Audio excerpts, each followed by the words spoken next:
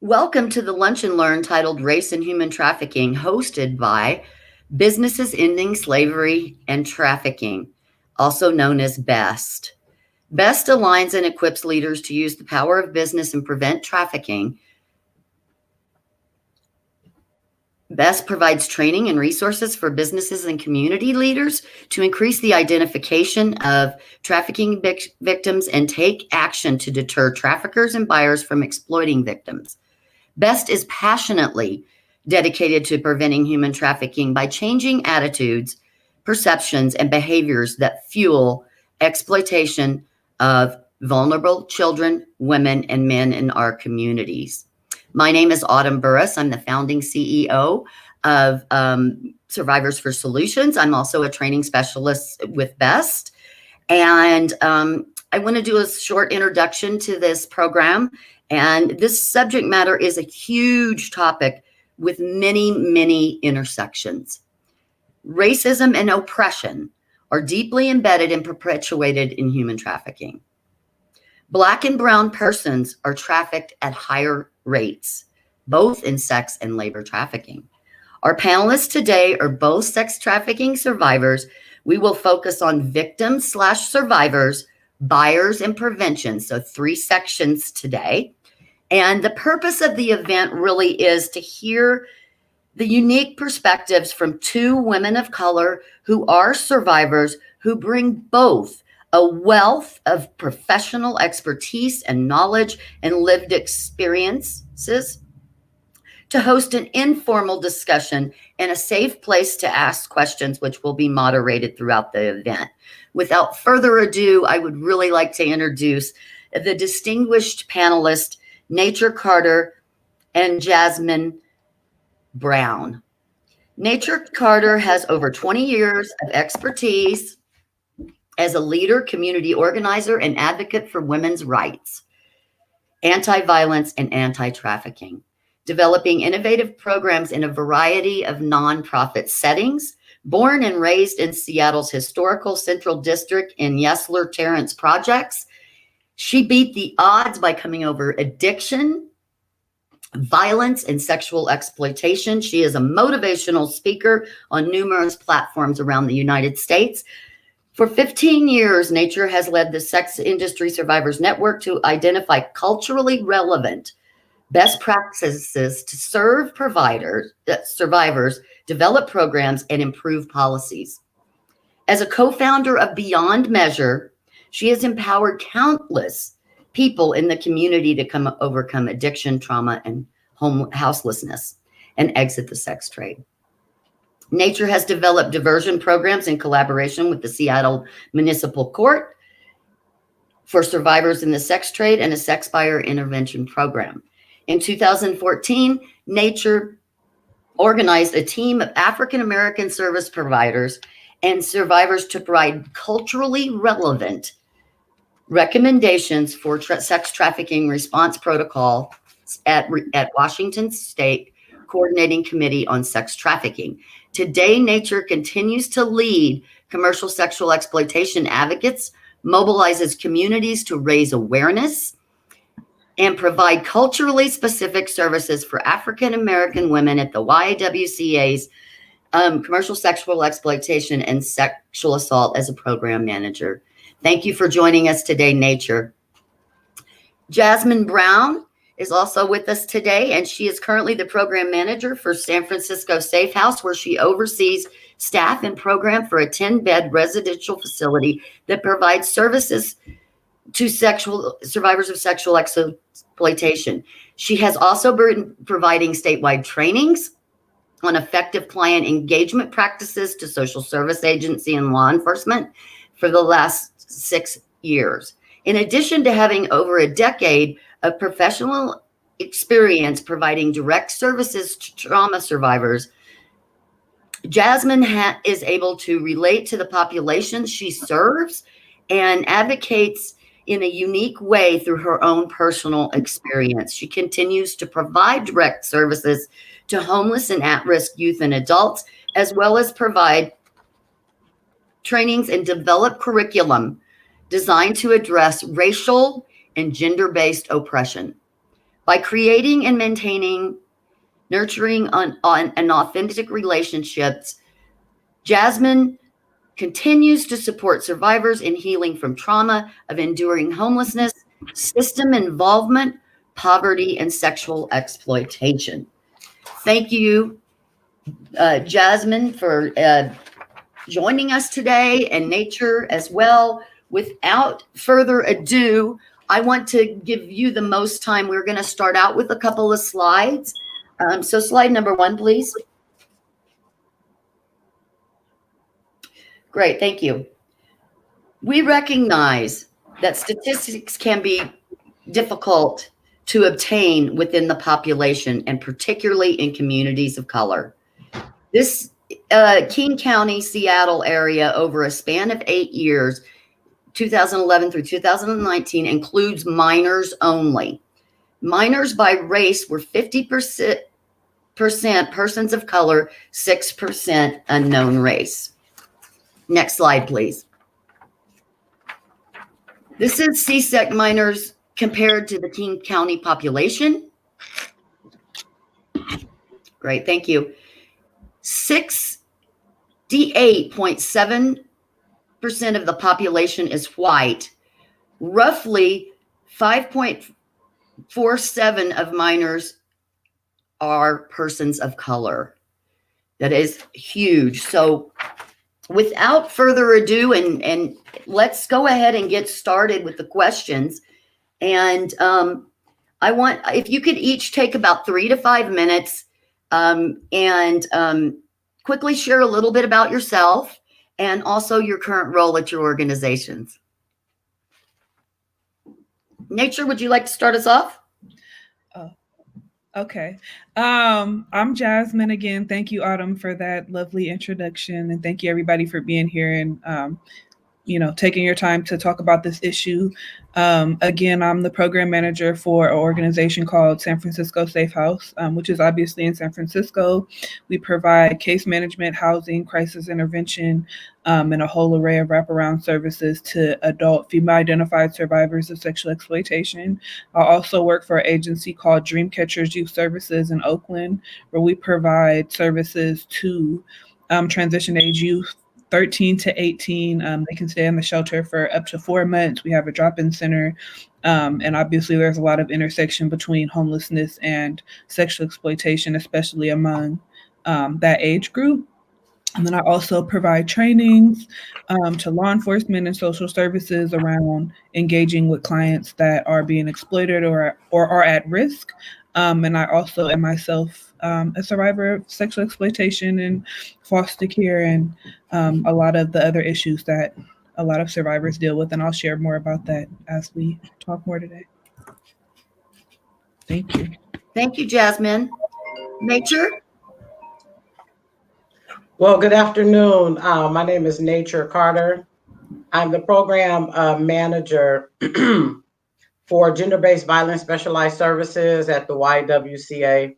I know you introduced me as a survivor, which is, thank you for the introduction. I just want to say thank you for the introduction. But, I sit in the seat, and I have been sitting in the seat as a professional on the other aspect of being able to overcome the lifestyle. So a lot of times, being identified as a survivor, people don't take you seriously, especially being Black, because we're talking about race and trafficking, right? And although that I am a survivor, but my credentials and my work for the last 20 plus years kind of speaks for itself. So I oversee our commercially sexually exploitation program, which is deep rooted in the services of gender-based violence, which has historically been a movement at the YWCA. Our mission, pretty much as everybody know, is eliminating racism and empowering women. And at the forefront of gender-based violence, it encompasses all the work that we do.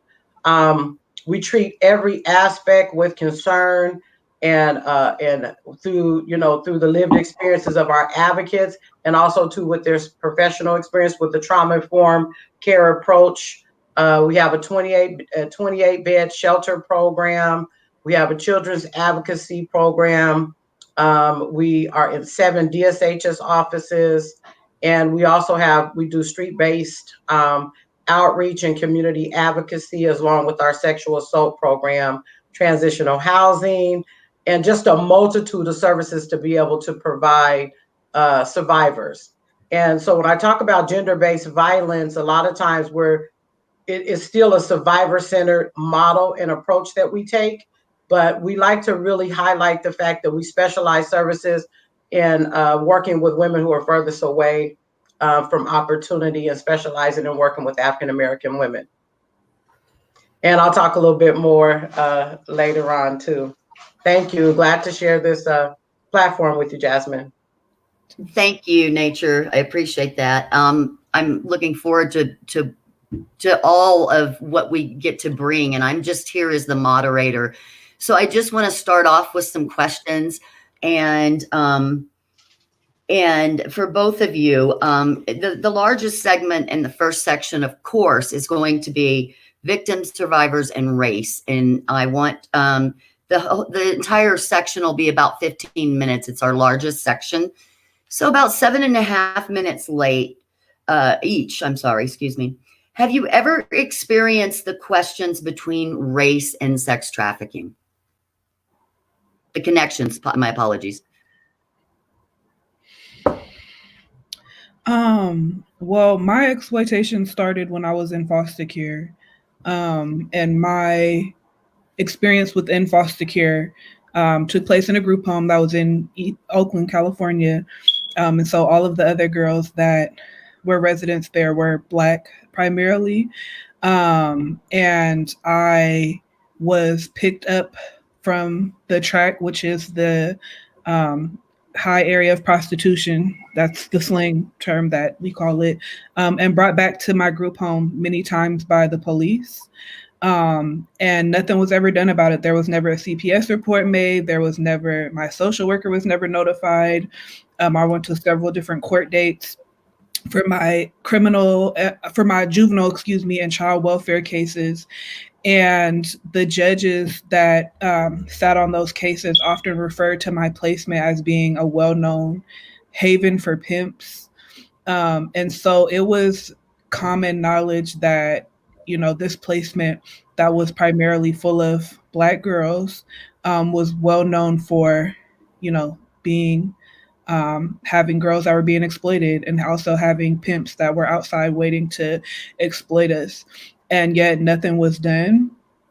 And there could have been things that were done, right? If the adults that were known, that knew about, my case and what was going on, didn't do anything and could have prevented a lot, I think that speaks to a larger issue that Black and brown girls and children and people are not protected in the same ways that other communities are.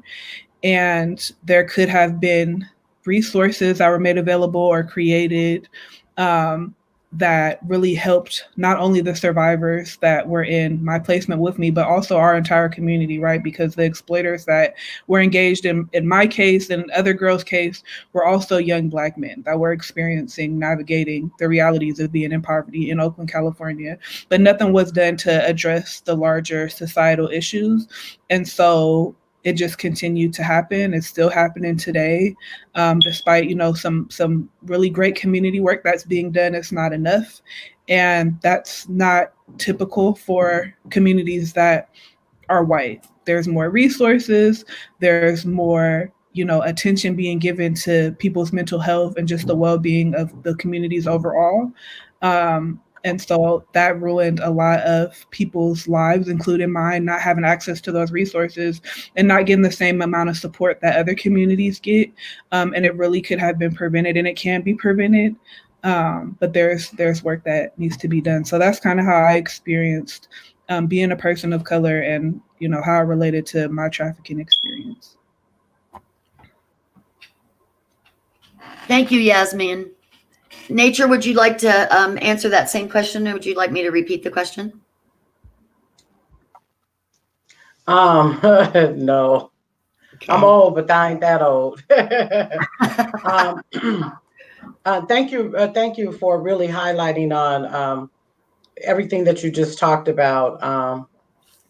And I think for me, when I look at, I'm going to have to look at my notes. I'll kind of look away a little bit because I don't want to get off track. I'll get on a soapbox and get to talking about all sorts of stuff. So I want to stay focused. Want to stay focused only just because this subject is so near and dear to my heart. But one of the things I would like to talk about too is that we know that anybody can become a victim of sex trafficking, regardless of age, race, sexual identity.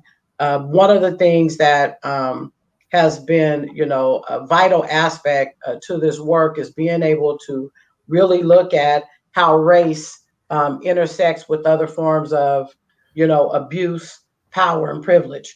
And thank you for sharing your story, because one of the things that we know is that our young African American young women and adult women and other people of color are underrepresented. And when we talk about the disproportionality of services that happens within our institutions, we have to look at the institutions which are built on white supremacy that doesn't serve a fair, just process for survivors. And when we talk about marginalized communities, of young women in foster care systems involved in, family court matters, it all comes down to going back to the root. And, how we've been able to really, really work in with our approaches going upstream and doing the intervention and the prevention, but it starts with dismantling institutions. Race is always going to play a factor, as we're sitting now in a time in our country where we're in a race war, right? And among other things. But when we talk about being able to look at the services and what an equitable process is for young women to be able to escape the lifestyle and to be able to have services that will tend to their needs and to respond to their crisis in a culture relevantly way. For me, I grew up poor. I grew up with no resources, sometimes not even knowing where my meals were going to come from. But my father, being a wonderful, amazing man that he was, he made sure that we always had something to eat. Rather, if I thought I didn't have anything, he made it happen. I grew up around, I come from an era where pimping and hoeing was the best thing going to work your way out of poverty. When I talk about growing up poor, my resources were less than average. And so my social economic status became a factor and a motivator for me to indulge in a lifestyle which I seen other people living good. That led me in down a path of, with my one of my children's father. And it didn't start off as being, I didn't have a gorilla pimp. Nobody groomed me. I'm talking about the family impact and the violence that happened, and me being conditioned for the lifestyle was already embedded in me. And I didn't stand a chance, for myself, because of my resources and what I seen in the messages that I received. That's the path that I chose for myself. Thank you, Nature. That's a really, really important. Both of you, thank you for those answers. And we're going to move into the second question now. And the second question is, how have you seen misconceptions and myths surrounding trafficking within the communities you work?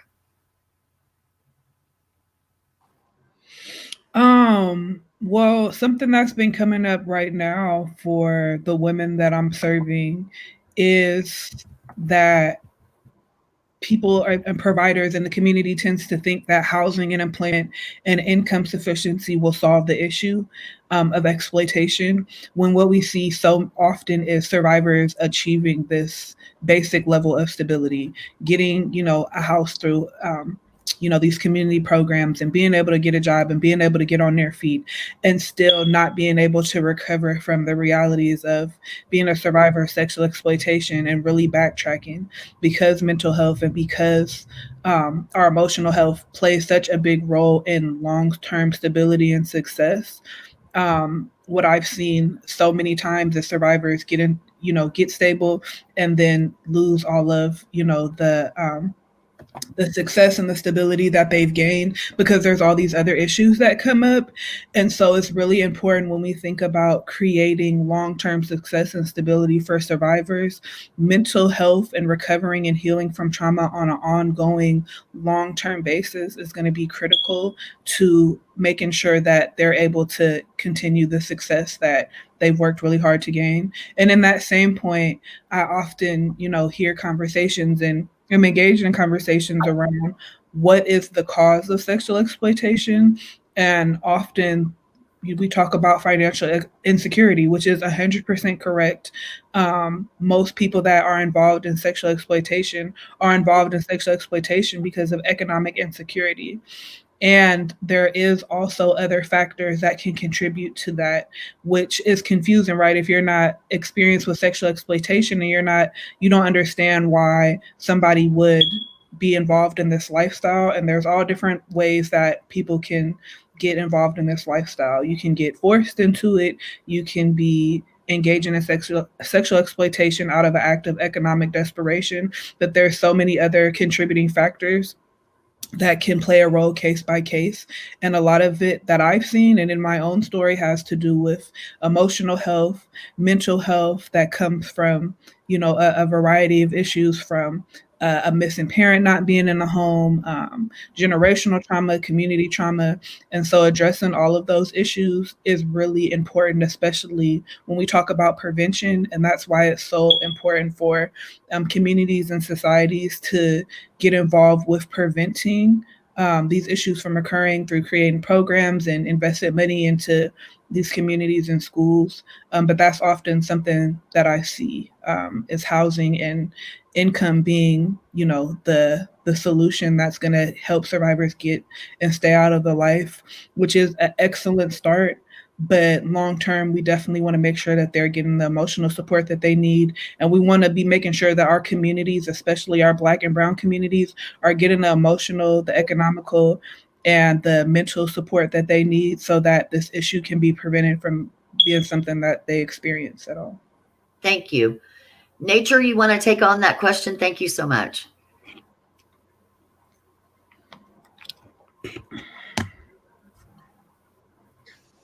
Thank you for that. Thank you for that response. And I was just sitting here thinking, like, wow, so we're talking about race and trafficking, and pretty much the organizations here in Washington are led um, by a movement of white leaders, right? And again, so when we talk about the culture competency, and it doesn't mean, so some of my colleagues are watching, it doesn't mean that you don't do a phenomenal job, but we're talking about, like, first being able to, and I like, how the young lady just talked about housing stability is not a transition for a reformative life, right? It's the same thing as that if you take off a clown suit, a clown is still going to be a clown by nature, right? So, but we're talking about working and breaking through the barriers of, of a lifetime for some survivors who are adults, reaching peak. I'm 51. So you talk about, coming from a broken system and to be channeled through other services. And some of the things that we see and that I see working on the front line is that trauma informed care is critical. And we're talking about, like, working through the layers of trauma. Survivors have to be treated with care and love and support on all four fronts. We're talking about improving the quality of life, enhancing, the lifestyle for someone comes through the building a foundation of wellness and health, right? And we're talking about long-term care because here's the other issue, is not just is because of survivors, and then the cultural relevancy piece is that programs are underfunded and they can't really provide a holistic care approach. So you either do one thing, right? So that one thing that you do, you can do really well. You can do housing, and then they pour all these dollars in housing, and you can do housing really well, right? I don't want to go on into, I'm sure I'm past my 3 minutes, but I just want to say the trends are constantly changing. We can house survivors all day long, but if we don't have the trauma-informed care and the therapeutic counseling that's survivor-centered, then what we see is a repeated, impact of a revolving door of the survivors still trying to piece their lives together. And we don't have enough women of color. We don't have enough Black therapists to be able to work through some of the layers of trauma. So thank you. Thank you, Nature. There's one other question, if you wouldn't mind answering this one. It's please, what resources are available in the Seattle area for women of color? Right now, well, here's my shout out for the YWCA. The YWCA has done an incredible job, right? And we're talking about, we're not talking about an organization that was built overnight with an idea. We're talking about an organization that's been around for 100+ years, right? But although that the organization was built on white supremacy, our mission today is eliminating racism and empowering women, right? And so with our organization, we have a whole race and social justice impact. And in that movement, what we've seen is that we're serving the community. We're serving communities of color. We might not be rooted and started in that, with it being an African American centric program, but our specialized services that we work with populations and communities that are furthest away from opportunities. When we talk about, there are other organizations, I won't mention them, but you can just Google organizations for the, working with survivors. I know we have a couple collaboratives, Seattle and King County, and we're really there are other organizations doing great work too. But for me, when I talk about race and how race matters and what is the factors around race, that it's really important that process is an equitable process for survivors of color to be able to be served. Some of the other organizations have started within the last 10 years, and they're built on white supremacy. And not a lot of women of color or Black women work for those organizations. But you come to the YWCA, however you get there, through any door that you're enter, believe me, you're going to see somebody in the chair that looks like you. That's incredible. Thank you, Nature, and Jasmine too. I really appreciate both of your. This kind of concludes this section. I did want to mention that BEST does have a Safe Job Collaborative, which provides employment for survivors, and you can look that up on their website. So we're sort of transitioning into the next space, which is on buyers and race. And I just had one quick slide because I want to hear from you in this section. So when we think of victims, when we think of the intersections of race and human trafficking, let's discuss the buyers.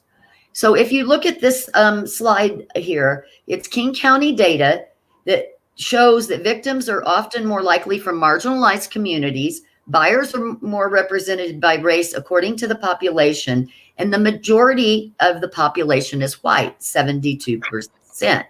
This data shows a disturbing trend of white men buying access to girls of color. Again, this is just minors. That's not even the adult population.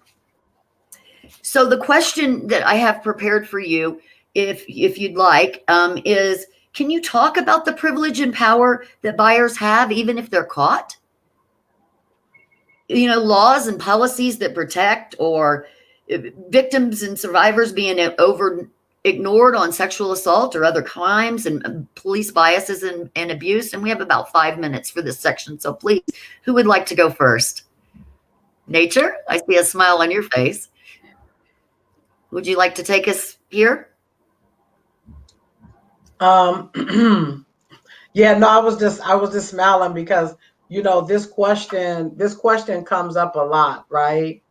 And when for me, when I look at widening the lens of how can we really look at um, again and again and again and hold buyers accountable, right? And it has to be community centered and in the policies that still protects men, right? It still protects buyers. And again, because when we talk about race, class, and gender, there is still gender still plays a factor. And when one of the things that when I look back at starting John School here in Seattle, majority of the men that were in my class that I facilitated were white men, right? And their stipulation is that they show up to this class, they get an HIV test, and they get a run of the impact of how commercial sexual exploitation has impacted the community, right? And these men looked at me like it was a joke, right? And then I would see them again, and it was like a little slap on the wrist, like, I keep catching you in this act, and you just keep going to get tested, you keep taking this paper back to the judge, right? And I don't think there's really been any accountability. And I think for the most part, buyers do not take the judicial system serious when it comes to this particular crime.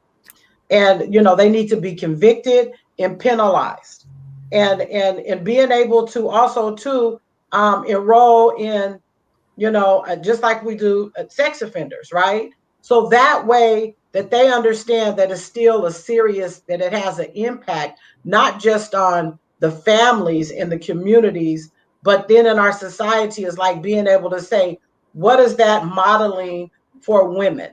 It models that men still have the opportunity to get away with things and not be penalized, and women are still struggling to improve their quality of life. Hopefully that answered the question. It absolutely did. Thank you so much, Nature. I really appreciate that. Yasmin, would you like to take that question on? Yeah, I can't really speak to the laws that are available right now in terms of holding Johns and Tricks accountable. But what I can speak to is an initiative that I was a part of. It's through Rights for Girls. It was an initiative called No Such Thing. You can look it up on YouTube. Rights for Girls.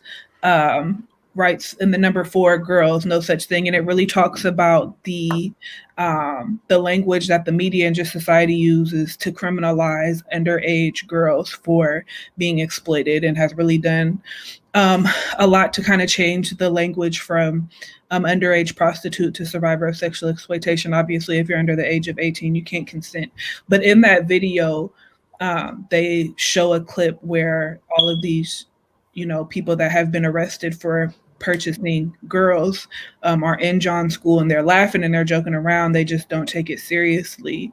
And then I talk about my first experience with being arrested with a John, and they took me to jail. I was only 15, and I did a couple months, and he went free that day. And so it just kind of shows how they're not held accountable by law. They don't take it serious, like Nature said, but the survivors and the people that are being abused and exploited are held accountable and are criminalized. And so there's obviously a shift in society that needs to happen. If people can purchase underage sex and they're not being held accountable, or even if the person is of age, it's not really something I understand, how both parties aren't held accountable for the same amount of time in terms of what kind of sentence they get and what kind of punishment they get, for the person for the person selling sex or engaging in sex work to be criminalized, but the person purchasing sex to be looked at differently. So obviously there's a shift that needs to happen, because that's still the case as far as I know. Great, thank you. I wanted to move on. I want to thank both of you for that section. That was really, really powerful. And you both spoke very eloquently about the problems within this movement with the buyers. I'd like to move on for the last little bit we have together here into the prevention space. And how does race play a role in preventing human trafficking? Maybe just some ideas out there from you guys. What do you think about that? We have about 5 minutes for this and a couple of ending questions. So please, who would like to take us through that question and give us some answers? Napier, would you like to do that? Oh, you're passing them. Okay. I mean, I think I kind of touched on it a little bit earlier with the first question and just talking about my experience and survivors that, I was exploited with, and our experience just around being not only survivors of sexual exploitation, but survivors of a society that was not meant to protect us and not meant to provide us with the same opportunities that are available for communities that aren't of color, communities that are predominantly white. And so I feel that if there's going to be any prevention work that can be done, it needs to be addressing some of these larger issues. And, community resources and drop-in centers and programs that are survivor specific are great, and those need to keep happening. But the issue is just going to keep continuing if we don't, as a society and as communities, address the larger issues of economic insecurity, of societal racism, of white supremacy. Those are the issues that need to be attacked aggressively for us to see it into this issue, or it's just going to keep continuing. Also, looking at the intersection of gender and exploitation. And, I am a survivor of sexual exploitation, and my exploitation, I was exploited by African American men, but I also advocate for African American men because I feel like this is an issue that holds them accountable, which it should, but it doesn't address the underlying issues around oppression and racism. And so I feel like we need to look at not just criminalizing, the people engaged in this issue, whether it be survivors or exploiters, and people that are exploiting definitely need to be held accountable, but that's not going to be the solution to creating better outcomes for Black and Brown people and for ending the issue of sexual exploitation. We really need to look at gender. We really need to look at the larger societies of oppression put in place to not allow people of color to be successful. Thank you so much. Nature, can you take us there on the question here of how does race play into preventing human trafficking?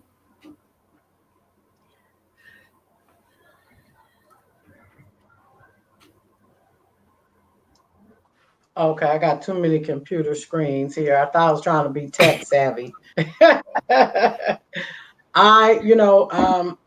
Thank you, young lady. Again, that was just phenomenal. And it's kind of like just say I can just say ditto. But one of the things that I, would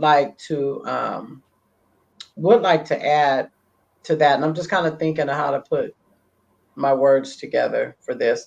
What I'm thinking about in terms of when we talk about, treating the cause, right? And I always use the analogy is, peers helping peers. And that's one of the things that, as far as the prevention is, that's one of the things that we're missing here to improve and have a dynamic impact on leading the way in this movement is going to take an army of women, right? And survivors. And for funders to look at how you can incorporate and funnel, funds into our community to do quality work. And because again, it just goes back to we're so underfunded and so underrepresented in this community, is that it's really hard for us to be able to do the work and do it with a long-term care approach that really makes sense, right? Talking about building a foundation that's centered in a survivor-centered model. And that when we talk about, always talk about the comprehensive approach and what is that perspective. And I'll close with this, is that it's the same way when we look at, when I talk about going upstream, that starts within the schools with the prevention and the intervention. That starts, we're talking about grade school. Now is the time, they're talking about changing the law about sexual education. They need to put a piece in there too about trafficking, right? And knowing like what that preventative measures is to be able to get to the cause of the some of the things that we talked about. So hopefully that answered it. And I just wanted to say too, sex trafficking requires mental health professionals and being able to work with us through this whole process too. Incredible. Thank you. Do we want to answer, what would you want bystanders to know about victims of human trafficking? Victims or survivors? Sex trafficking specifically. Well, one of the things I would say too is that I would want, I want people to know that, the layers of that includes an understanding of how trafficking occurs, right? And then also too, how gender, age, and sexual orientations and life circumstances and race being a matter. Those are the most important things when we talk about who's at risk and the risk factors, but then also too looking at the health and the family relationship and the stigma that victims carry. And so that's why I always say, like at the forefront, we don't have to be identified as being a survivor to being an expert to talk about this subject, right? To talk about the movement. We don't have to be identified right at the forefront of being acknowledged as a survivor. That's one. But being acknowledged as having the experience, the live life experience, that brings us to a whole nother place, because again, we're already talking about that as survivors, they don't take us serious, right? But if I say I'm Dr. Nature, everybody's listening. Everybody's listening. So when we talk about, what can people take away from this, is that again, anybody can become a victim of trafficking. It's not who you are, how you grew up, what your chances are less than average. It's exactly knowing what you can do to improve the quality of life for another person to have a better opportunity. Thank you, Nature. Jasmine, do you want to take it? That question? Yeah, I just would say that not about survivors specifically, but about the larger issue of sexual exploitation and human trafficking, that it's everybody's responsibility once you're educated and aware that this is an issue that is absolutely just taken over our society. It's everybody's responsibility to get involved. It's everybody's responsibility to look up laws and legislature and vote. It's everybody's responsibility to speak up and advocate as you have a platform and when you have the opportunity to do so within your communities, within your government, within your own networks, even if it's just around something as simple as being mindful of the language that you use. But it's everybody's responsibility to get involved with putting an end to this issue, because it's been going on for too long and it's going to continue to go on as long as we're just focusing on, creating these nonprofits and putting out these PSAs. That's great, but until everybody as a society gets on board with doing what they can to put it into this issue, it's going to continue. So if you see a victim or a survivor, what I would say is that it's your responsibility to do your part and get involved in putting it into sexual exploitation however you can. If that's research, if that's using your voice. But once you know about it, you have to hold yourself accountable to do what you can if you really care about putting it into this. Thank you both so much. Just to wrap up and be respectful of time, thank you to our distinguished, extraordinary panelists who are subject matter experts, our audience members for joining us for this Lunch and Learn, and Best for hosting the Lunch and Learn. Have a great afternoon, and and goodbye. Oh, can I give a shout out to Best? Sure, please. Okay. Yeah, I want to say, thank you, Bess, for giving us this platform to be able to share with our community.